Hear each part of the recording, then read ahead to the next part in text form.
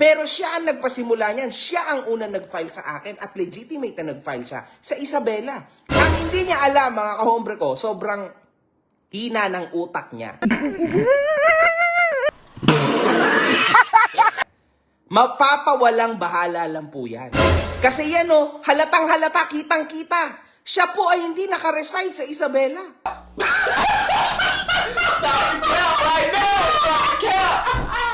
Siya ay naka-reside sa Las Piñas.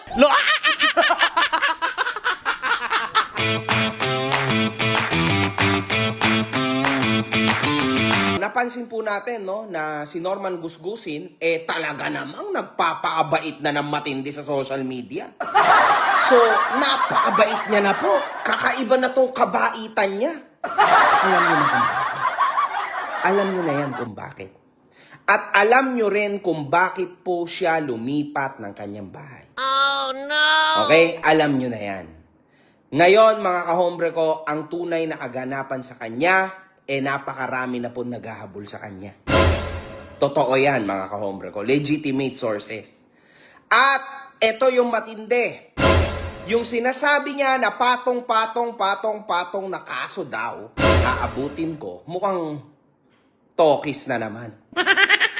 Nag-file siya, totoo yon sa Isabela, pero wala pa rin naman tayo nare-receive. Ang problema, mga kahombre ko, siya maraming na-receive. Patong-patong, talagang literal, mga kahombre ko. Yung tipong talagang mamumulobi ka doon. It's payback time.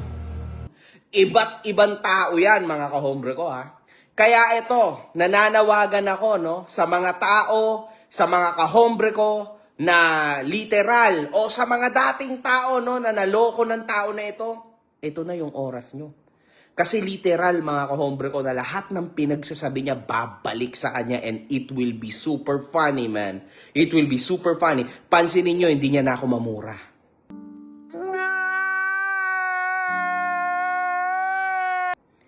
Kasi talagang durog, mga kahombre ko. Durog sa social media. Durog sa korte yan, mga kahombre ko. O kahit sa prosecutor level, durog talaga yan, mga kahombre ko. Yan ang sinasabi ko. Ito kasi yan, Norman Gusgusin. I know you're watching me. O kahit ikaw na lang, Casper. Ikaw din, Casper. Kung ako sa'yo, mag-check ka dyan sa tirahan mo sa GMA Cavite. Kasi marami ring darating sa'yo. Real talk, man.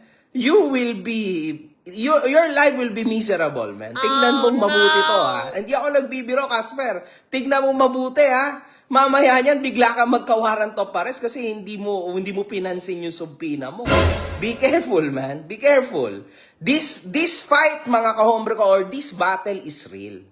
Ito po, baka marahil iniisip ng iba, na ito kasama ng mga dati kong ginagawa na entertainment and all that. This is not entertainment anymore. This is real. Ito dinadaan namin sa masaya, nakakatawa, entertaining, and awareness, full of awareness, real talk sa content namin. Pero sa likod po, sa likod ng laban na ito, meron pong legitimate na nagaganap at nangyayari, mga kahombre ko. Ito yan. Ayan, sabi nga nitong tropa natin na nag-send ng 10 stars, si Rob Season. Parang nabasang pusa si Gusgusin, ingat na ingat magsalita. Yes, ingat na ingat magsalita. At ito, mga kahombre ko, ito yung pinakamalala sa lahat. Sinong nakakaalala dito sa ginawa niya noon sa Dodge Challenger ko? Na inilabas niya, ano nilabas niya? Yung ORCR. Sinabi niya hindi pa paid. Tama? Naaalala nyo ba yon? Press 1 kung naaalala nyo yon. Press 1 kung naaalala nyo yon, mga kahombre ko. Medyo mabagal. Tinan mo nga dyan, Inigo, kung merong nagpe-press 1. I-press 1 nyo, mga kahombre ko, kung naaalala nyo yung nangyari na yon doon sa Dodge Challenger ko. Ang sabi niya, hindi daw sa akin. At hindi ko pa daw yon bayad. Tama? Di ba, mga kahombre ko? Tama, di ba? Tama! Press 1 kung totoo! Marami na. Late dito sa akin Okay. Ngayon, mga kahombre ko, yung binanggit niya na pangalan doon sa kung saan nakapangalan yung Dodge Challenger ko, yun. Doon ka mayayari ngayon. Oh, no! Norman gusgusin. This person will file multiple cases against this guy. So talagang madadali to, mga kahombre ko, ha. Madadali to big time. Yung tao po na walang kinalaman sa social media, yung tao na yon na binanggit niya, no? Na obviously alam niyo ng lahat, related sa akin. Magpa-file po yon ng malulupit na cases.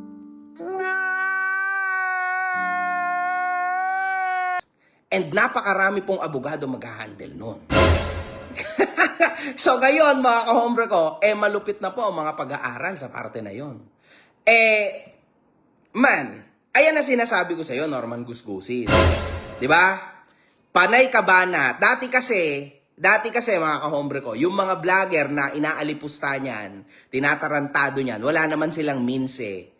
'Di ba? Dinudurog sila, pinagmumumura sila, para na lang basang sisiw, atras, wala na. Ako kasi, mga kahombre ko, hindi talaga ako niyan kaya. Hindi tayo niyan kaya, mga kahombre ko, iba tayo, malakas talaga tayo dito. Hindi niya tayo kaya, mga kahombre ko, mabigat. Sabi niya, since 2021 siya, batang social media daw siya, mga kahombre ko, di ba? Ang problema, hindi siya nag-research. Ako, 2009 pa ako, nandito na ako, mga kahombre ko. Yun yung problema niya. Hindi niya alam yun. No! 2009, mga kahombre ko, nandito na tayo. Si Makagago was up and was here. 2009. Do not make a fool out of these numbers na meron tayo sa FB. This doesn't mean anything. Kung alam mo yung history ko, kahombre ko, alam mo kung bakit 500,000 followers lang tayo sa FB. Alam mo yan. Wag niyo isipin, wag niyo ihanay dun sa followers ko yung bigat ni Makagago WhatsApp na. Hindi ganun yon. Norman gusgusin, nagkakamali ka. Since 2009, mga kahombre ko, andito na ako. Alam niyo yan. Alam yan ang mga legitimate sa akin. Ano maiisip mo ngayon, kahombre ko? Iniisip po ng tao na ito na hanggang dito na lang ako. Iniisip niya na parehas lang ako na mga vlogger na nakasagupa niya back in the day. Ayon ang pagkakamali ng tao na ito. Kasi totoo, mga kahombre ko, may pangsunog talaga ako. Susunugan ko talaga ng pera yan. Alam naman nating lahat na ito ay malaking kalokohan. Alam niyo, pag-file ng case, ganyan, kalokohan to Because this is social media. You're a public figure, public personality, okay lang yun. Pero siya ang nagpasimula niyan. Siya ang unang nag-file sa akin at legitimate na nag-file siya sa Isabela. Ang hindi niya alam, mga kahombre ko, sobrang hina ng utak niya. Mapapawalang bahala lang po yan. Kasi yan halatang halata, kitang kita. Siya po ay hindi naka-reside sa Isabela.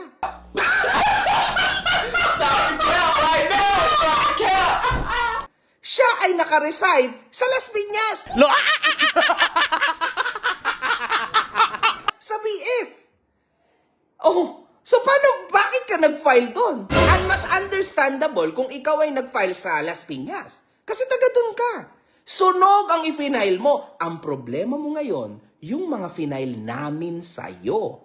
Patay ka, boy. Oh, no. At alam ko yan, mga kahombre ko, kaya hindi niya na ako mamura. Hindi niya na ako mabanggit. Ayan, ilang live niya na. Kasi nakatanggap na siya ng patong-patong na sumpina. Wala siyang choice kundi maglipat. Ang problema niya, mga kahombre ko, hindi niya alam na hindi porke naglipat na siya, may excuse na siya.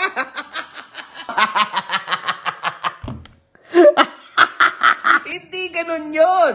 Kasi yung last known address mo for 6 months ay valid sa sumpina mo.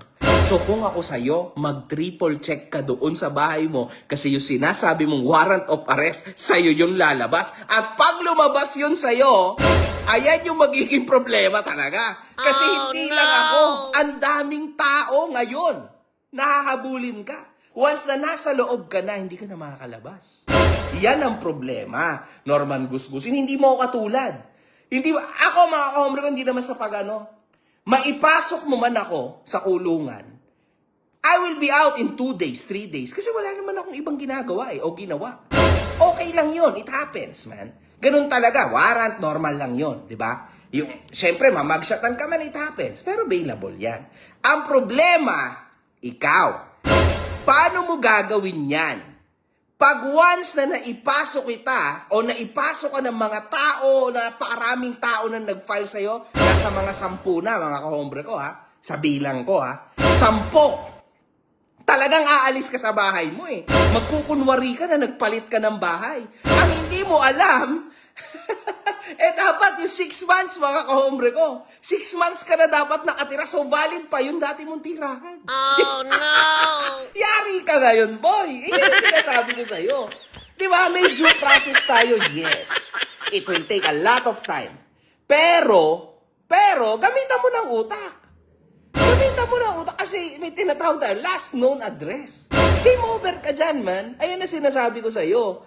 Ayan yung problema, mga kahombre ko, ha. Ayan ang problema. Uulitin ko sa inyo at ito, i-explain ko lang ulit sa inyo kasi syempre, nito mga nakaraan, puro abogado kausap ko. Alam niyo yun? So, hindi ako abogado, ha, pero ito yung mga naiintindihan ko na ibabato ko sa inyo. Ayan, 6,000 na nanonood sa atin. Napakarami yan, ha. Ngayon, mga kahombre ko, ito, konting paliwanag lang. Makakakita kayo ng mga tao na may mugshot, di ba? Na may mugshot. Anong tawag dito? Na warrant of arrest. Yung mga ganung bagay, mga kahombre ko, it happened. Kasi may mga circumstances tayo na tinatawag. For example, nangyari na hindi ka naka-attend sa hearing. Automatic yun, mga kahombre ko, may warrant of arrest ka. I-warrant. Ngayon, dalawa yan. Pwede kang mag-voluntary surrender o literal na huhulihin ka kung saan ka man matagpuan, mga kahombre ko, di ba? So, yung best way is mag-voluntary surrender ka, hindi ka mamamagshot.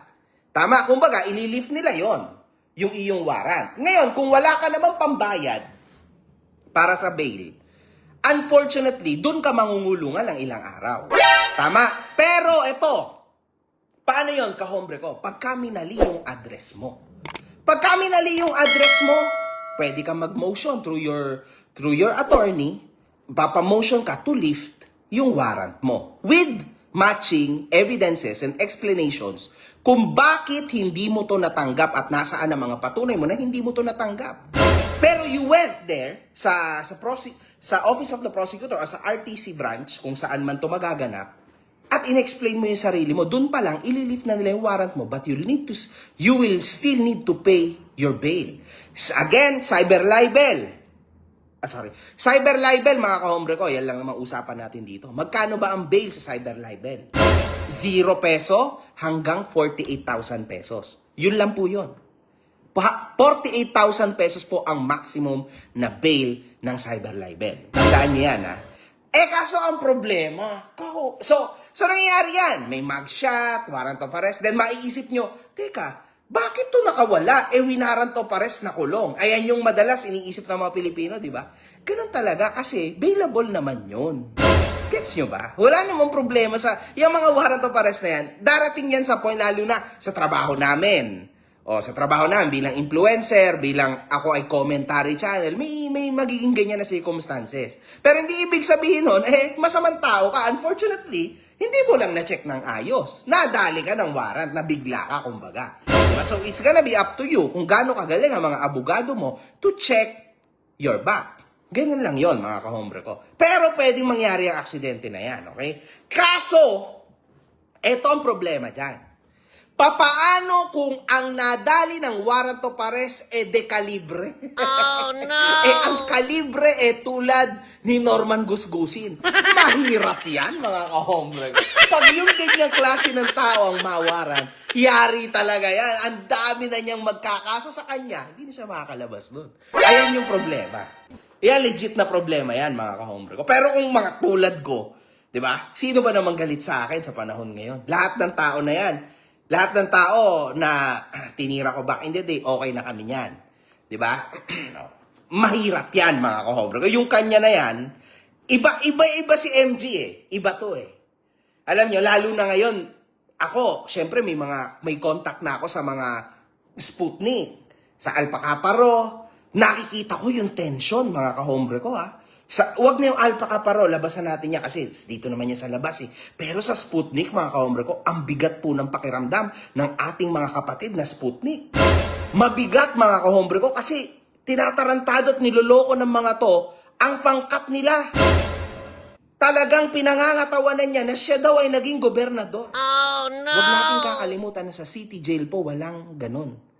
Ang mga gobernador o mayores, nasa Muntinlupa, sa malaking bahay na tinatawag nila. So, malaki pong kagunggungan, yang ganyan.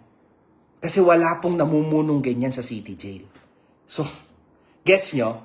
Niloloko yan, putra guys. Isang kaban ka na, natawag doon? Oo, isang kabang takal ka ngayon. Yan ang sinasabi ng mga Sputnik sa'yo. Kaya kung ako sa'yo, huwag ka magpapahuli. Huwag ka magpapahuli. Isang kabang takal ka ngayon. Delikado yan. Sa edad mo na yan, baka hindi mo kayanin yan, ha? Kasi puro ka kasinungalingan. Dali ka talaga dyan.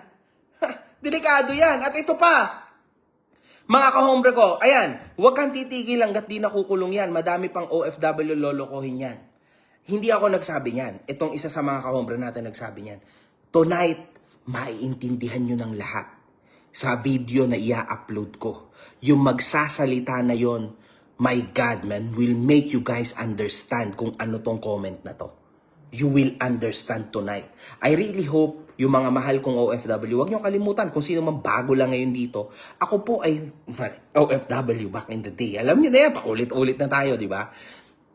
Pero sa mga bago dito, ako ay OFW din. Mahal ko kayo, alam ko yung hirap nyo, magulang ko, OFW, nanay ko, nagtrabaho ng how many years? 35 years. So, alam nyo yun, mahal na mahal ko kayo. Kaya please, manood kayo tonight sa in-interview ko na to tonight. Please lang po manood kayo.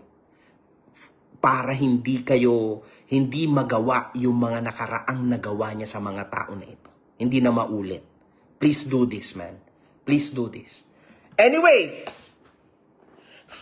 mga kahombre ko, sa 6,800 na nanonood ngayon sa live ko, 7 p.m. meron akong upload. Okay? 7 p.m. mga kahombre ko. At sa mga may trip na bumili ng t-shirt ko, hindi ito kasi pambahay ko lang to. Yung Repent, at saka yung The Biggest, pumunta po kayo sa The Biggest Merch na page. Sa November 20 na po kami magbebenta. Okay? So malapit na yon mga kahombre ko. Paunahan na lang yan, ha. Hindi ko na po control yan. Hindi kami makapag-reply pa sa ngayon kasi iisang arawin na namin lahat yan. Konti lang ang stocks. Mura lang din to at the same time. Sobrang mura lang nito mga kahombre ko. So it's gonna be up to you guys kung paano tayo magpapaunahan. Siguro, alam yun, that's it. So, November 20 yan mga kahombre ko. At yun, ano pa ba ang sa akin? Kung ako sa'yo, Norman Gusgusin, be careful. Tama yung ginagawa mo na manahimik ka. Kasi kung hindi, talagang patong palalo. Actually mga kahombre ko, siguro all in all, nasa mga 200 siguro, yung 200 yung cases na kakaharapin niya. Dito pa lang sa kampo ko pa lang. Siguro 200 yon mga kahombre ko. Kaya siguro din siya lumipat Hindi niya talaga kayanin, mga kahombre ko. Hindi niya talaga kakayanin kasi paulit-ulit, halos everyday siya makakatanggap ng subbina. So, kahit gayon pa man, unfortunately, ayun ang last known address mo. So, be careful what you wish for. Be careful what you wish for. Kasi mangyayari yan sa'yo nga lang. Sa'yo yan mangyayari. Kasi sa akin, ang mga video ko, ang hirap butasan yan. Hindi ka mananalo sa mga videos ko kasi lahat yan controlled.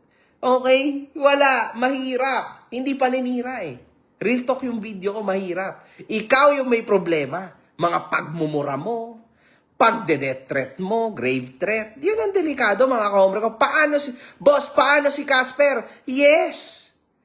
Ang dami rin pong kaso ni Casper, mga kahombre ko ngayon. Dito, sa akin. Ang dami kong final sa kanya. Gusto ko lang kasi makita si Casper sa personal.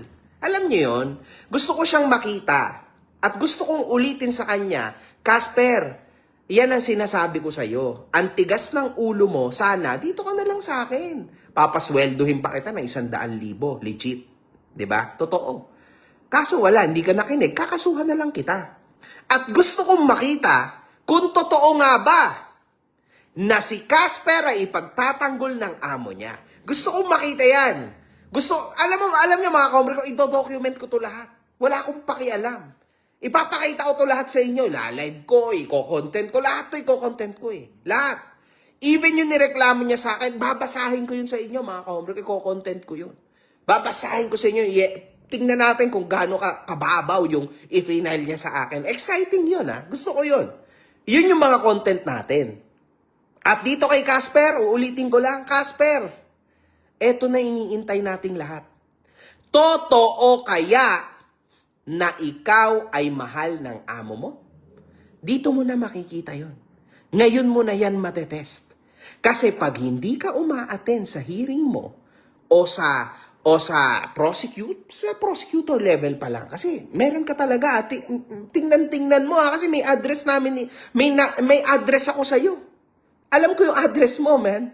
So, be careful, man. Ni-research namin lahat yan. NBI, PNP, alam namin ang address mo. Sa GMA Cavite. Straight yon. Baka nandun na yan. Kasi magkakasabay namin final yan. Be careful, Casper, man. Kasi legit, dyan mo na makikita. Ano yan? Admission fee ba yon? Ano yan? Hindi, yung fee na binabayaran sa attorney. Ano yun? Ano tawag? Acceptance. So, tingnan natin kung kayang bayaran ng boss mo yung acceptance fee. Acceptance fee, tas yung kada hearing, tas meron pa, dami pa niyan, kung ano-ano pa yan. Siyempre, yung ano mo, ano yan, yung counter affidavit, babayaran din yun. To USB, siguro nasa 10 USB, 5 USB. Ilan yun? Kada file natin, 5, tama? O, 5 USB yun, Casper. Magkano isang, mga witness mo pa. Oh my God. Casper, more or less, aabutin ka dyan dahil sa aberya na to, baka mga 200,000 kahit mababa pa yung abogado mo nun, ha? Like, pang normal na tao lang yung abogado mo nun, Casper. Mahina ang 200,000 dyan. Tas ang problema pa sa'yo, makikita mo pa ako sa personal. Ayan ang problema. Kasi, iyan ang problema eh. Diba? Ngayon ang boss mo, umatras ang bayag, wala eh. Nakatunog. Alam niya na si MG, nakikilala niya na. Ayan ang problema. Dati ko pa yan sinasabi sa'yo, Norman Gusgusin. Dati pa. Bakit hindi ka nagtatanong kasi sa sarili mo? Ang tagal ko nang ginagawa to, 2009, ba't nandito pa rin ako?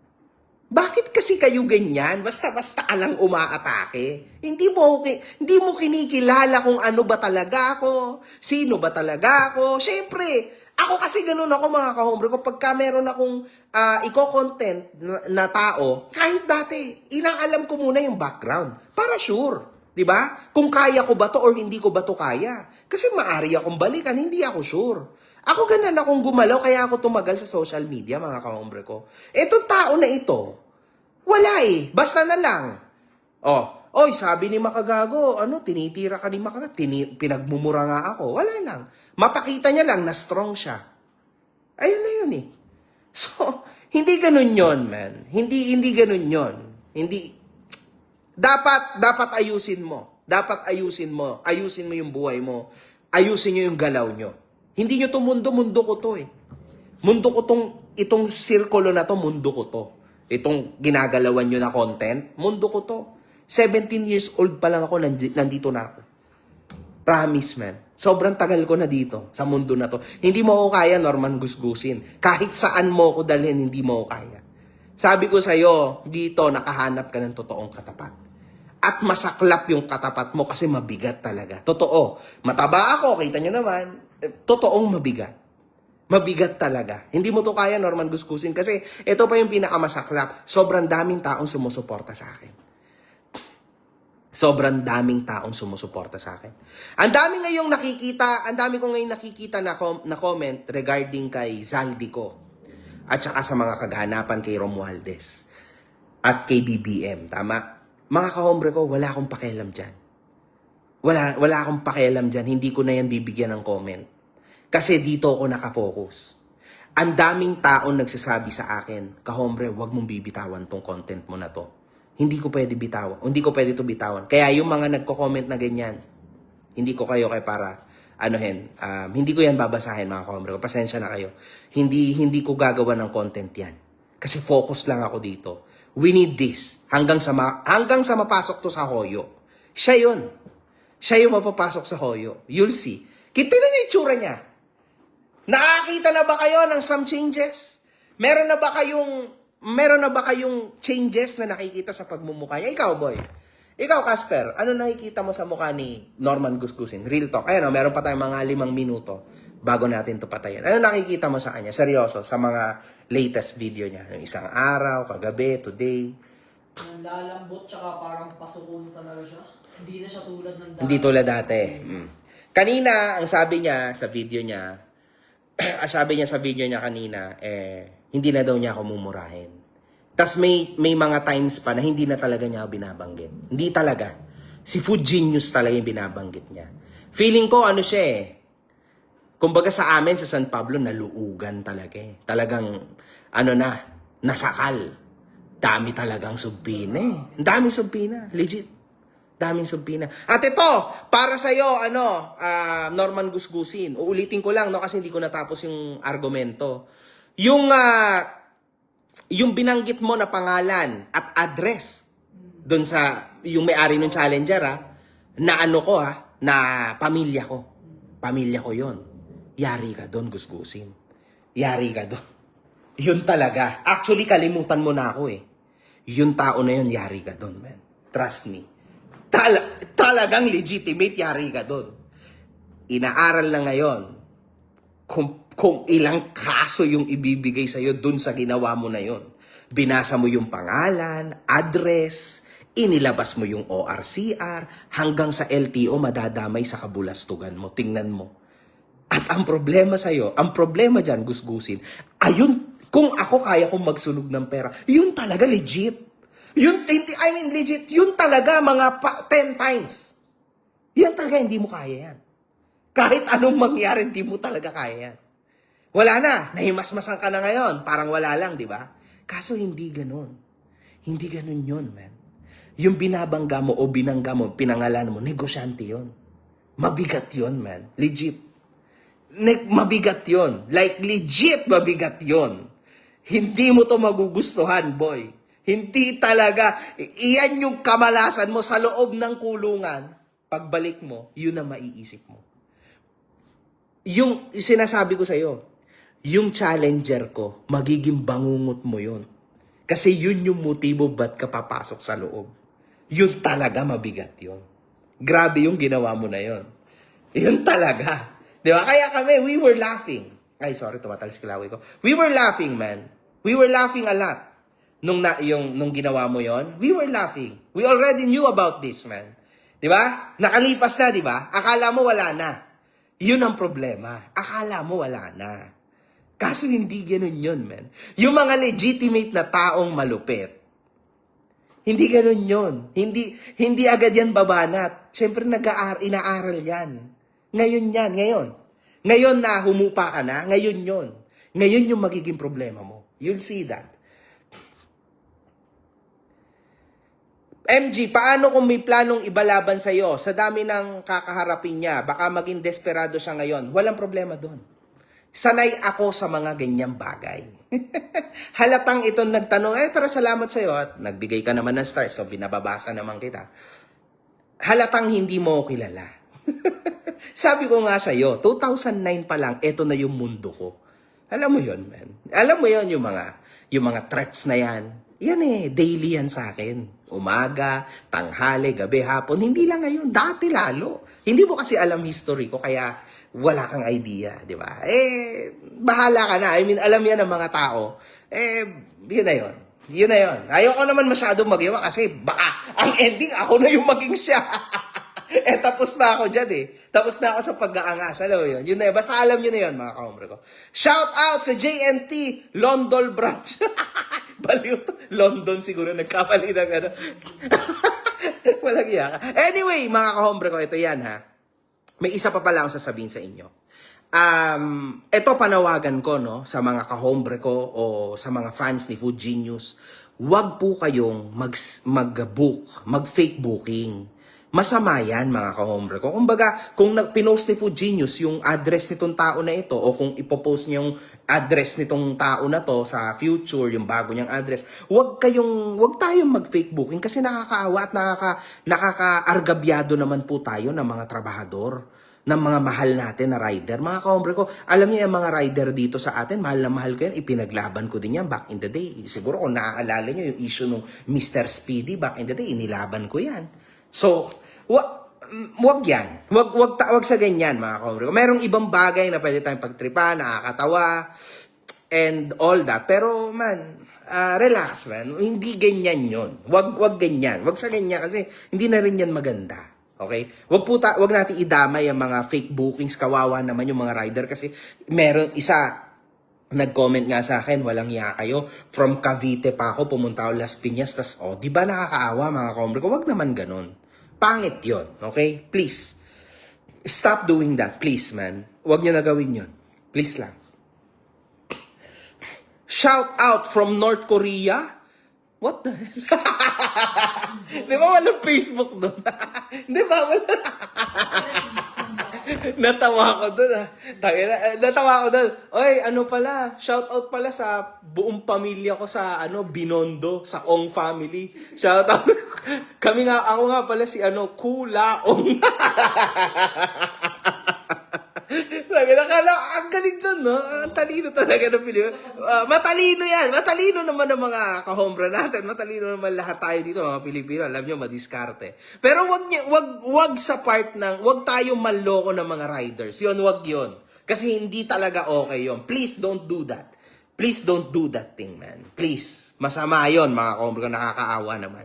Anyway, I think tapos na, no? So, 5 minutes na lang.